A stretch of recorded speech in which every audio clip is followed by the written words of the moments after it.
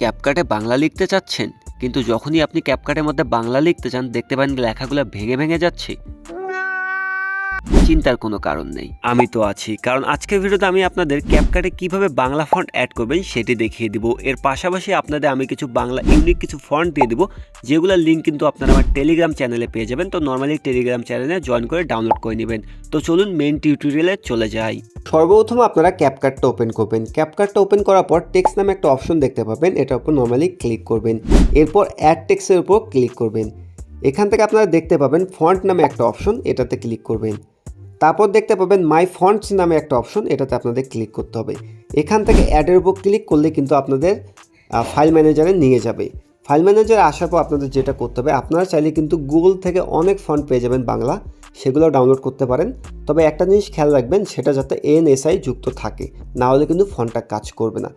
অথবা আপনারা যদি আমার টেলিগ্রামে জয়েন করেন, সেখানে কিন্তু বাংলা ফন্টগুলো দেওয়া আছে, আপনারা চাইলে ওখান থেকেও ডাউনলোড করতে পারেন।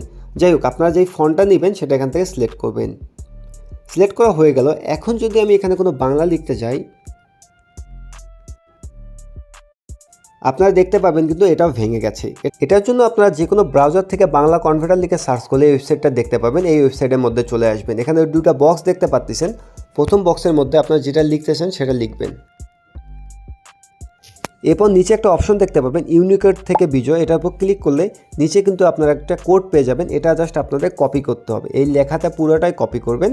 কপি করা হয়ে গেলে আপনারা নর্মালি ক্যাপকাটের মধ্যে চলে আসবেন। ক্যাপকাটে আসার পর আপনারা যেটা কপি করেছিলেন এখানে জাস্ট সেটা পেস্ট করে দিবেন। আমি পেস্ট করে দিচ্ছি, আপনারা ঠিক আমার মতো এখানে পেস্ট করে দিবেন। পেস্ট করার সাথে সাথেই দেখতে পাবেন কিন্তু সুন্দরভাবে লেখাটা বসে গেছে, কোথাও কোনো ভাঙাভাঙি হয়নি। তো ভিউয়ার্স, আপনারা কিন্তু এভাবেই ক্যাপকাটের মধ্যে বাংলা ফন্ট অ্যাড করতে পারেন।